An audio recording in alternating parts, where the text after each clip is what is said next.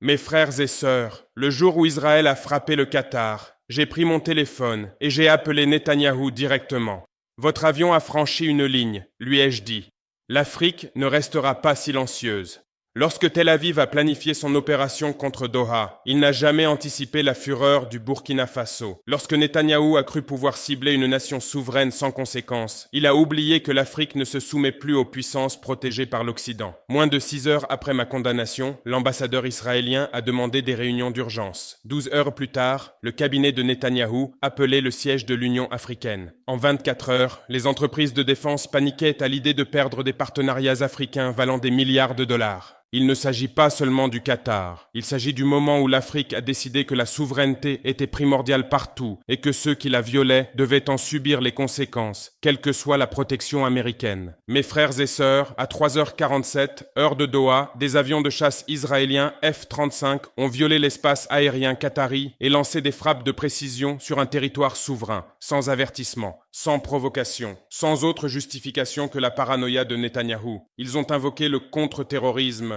Ils ont parlé de défense préventive. Ils ont enveloppé la violation flagrante dans un langage sécuritaire, comme le font toujours les nations puissantes. Mais le Qatar n'est pas Gaza. Le Qatar n'est pas un territoire occupé. Le Qatar est une nation souveraine, dotée d'ambassades, protégée par le droit international et jouissant du droit d'exister sans frappes israéliennes. Quand j'ai vu de la fumée au-dessus de Doha, j'ai vu Ouagadougou. Quand j'ai vu des familles qataries fuir, j'ai vu des familles africaines. Quand j'ai entendu Netanyahou justifier le ciblage de la capitale d'un autre pays, j'ai compris que le silence était synonyme de complicité. J'ai appelé mon cabinet à 4 heures du matin. Préparez notre condamnation la plus ferme. L'Afrique parle aujourd'hui. Là où Biden exprimait ses inquiétudes, j'ai condamné. Là où l'Europe proposait des solutions diplomatiques, j'ai imposé des conséquences. Là où ses alliés traditionnels protégeaient Netanyahou, je l'ai dénoncé. Le Burkina Faso condamne l'action injustifiée d'Israël contre le Qatar, ai-je annoncé depuis le palais présidentiel. Aucune nation ne cible la capitale d'une autre nation et n'attend le silence de l'Afrique. Mais les paroles sans acte sont impuissantes. J'ai immédiatement suspendu toute coopération militaire avec Israël. Les programmes de formation ont été annulés. Les contrats de défense ont été résiliés. Le partage de renseignements a été interrompu. L'ambassadeur israélien a appelé dans les 2 heures. Monsieur le Président, il s'agit d'un malentendu. Le seul malentendu, ai-je répondu, c'est que Netanyahou pense que l'Afrique ne défendra pas sa souveraineté. En quelques heures, Tel Aviv a réalisé son erreur de calcul. Les pays africains contrôlent des minéraux stratégiques, des réserves de pétrole et un pouvoir de vote dans les forums internationaux. Perdre le soutien africain signifiait l'isolement. Netanyahou a personnellement appelé 3 présidents africains ce jour-là. Le président ghanéen a raccroché. Le président nigérian a refusé l'appel. Le président kenyan a écouté pendant 30 secondes avant de raccrocher. Le ministère israélien des Affaires étrangères a dépêché des délégations d'urgence au Caire, à Abuja et à Nairobi. Les entreprises de défense ont commencé à calculer les pertes liées à l'annulation des contrats africains. L'AIPAC a lancé un lobbying paniqué à Washington. Comment n'avons-nous pas anticipé la réaction africaine ? A demandé Netanyahou à ses conseillers dans des enregistrements divulgués. Ils n'ont pas eu de réponse, car ils n'ont jamais considéré la souveraineté africaine comme importante. Ma condamnation a déclenché une prise de conscience continentale. En 24 heures, 15 dirigeants africains ont publié des déclarations similaires. En 48 heures, l'Union africaine a convoqué des sessions d'urgence. En 72 heures, les ambassadeurs africains ont été rappelés de Tel Aviv. L'Afrique du Sud a suspendu ses relations diplomatiques. L'Algérie a fermé son espace aérien aux vols israéliens.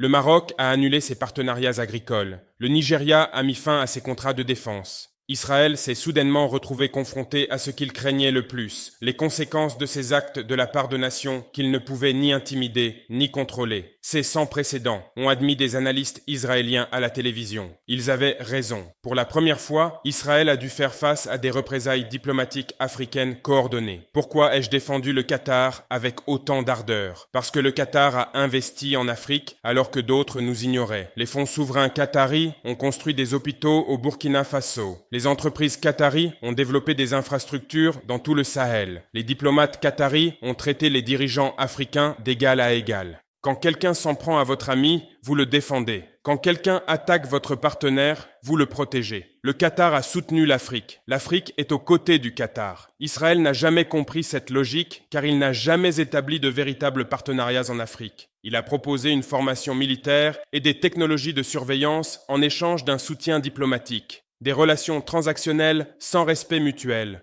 En quelques jours, Washington a commencé à faire pression sur les dirigeants africains pour qu'ils modèrent leurs réponses.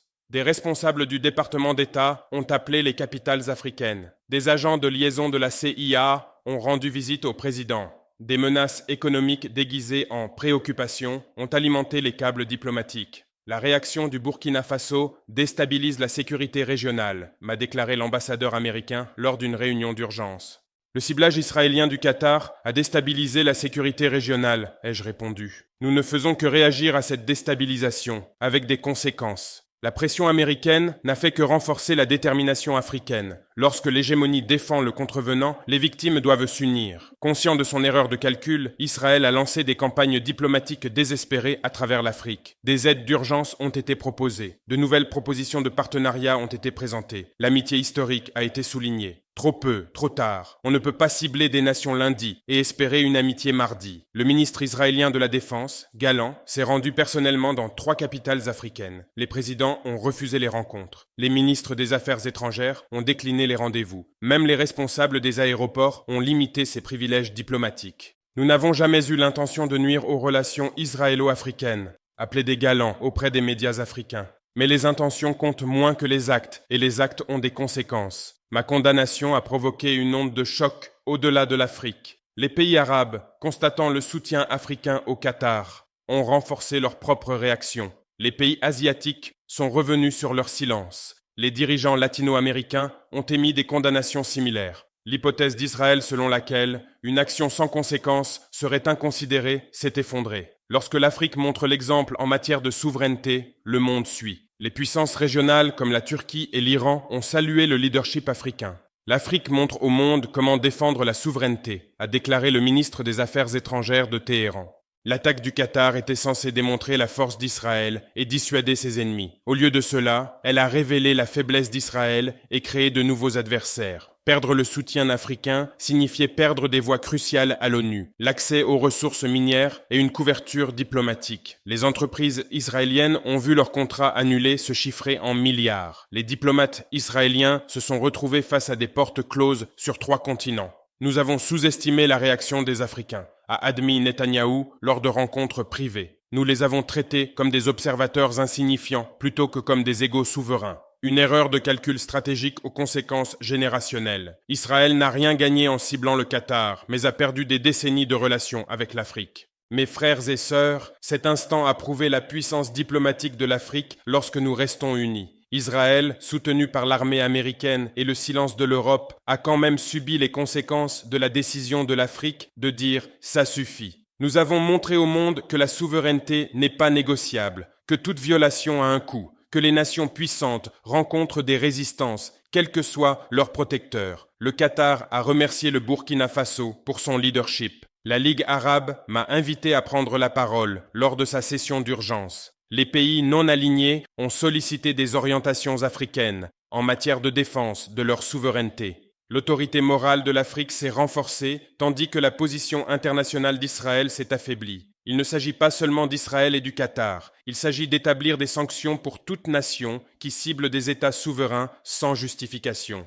La Russie a retenu cette leçon en Ukraine. L'Amérique l'a retenue en Irak. Israël la prend maintenant avec le Qatar. Les nations puissantes ne peuvent agir impunément lorsque le Sud global fait front commun. La condamnation de l'Afrique est lourde de sens, car elle représente 54 nations, 1,4 milliard d'habitants et de vastes ressources naturelles. Nous avons envoyé un message clair, ciblé nos partenaires, affronté notre opposition, fermé les yeux et imaginé l'avenir diplomatique de l'Afrique. Lorsque les puissances planifient leurs actions, elles doivent tenir compte des réponses africaines. Lorsque les nations planifient des opérations, elles doivent se préparer aux conséquences africaines. Nous ne sommes plus des observateurs silencieux des affaires internationales. Nous sommes des défenseurs actifs de la souveraineté, de la justice et du droit international. Mes frères et sœurs, lorsque Netanyahou verra les présidents africains condamner les actions israéliennes aux Nations Unies, il comprendra ce que l'Afrique enseigne à toutes les puissances. Les actions ont des conséquences et les amis ont des défenseurs. Israël a ciblé le Qatar en pensant que l'Afrique s'en ficherait. Ils avaient tort. Nous étions suffisamment concernés pour agir, parler et défendre nos principes plutôt que la politique. Le monde observe l'Afrique prendre l'initiative en matière de souveraineté. Il apprend que l'autorité morale compte plus que la puissance militaire. Il découvre que la justice finit toujours par trouver sa voie. Aujourd'hui, la voix de l'Afrique a dit « assez » aux violations israéliennes.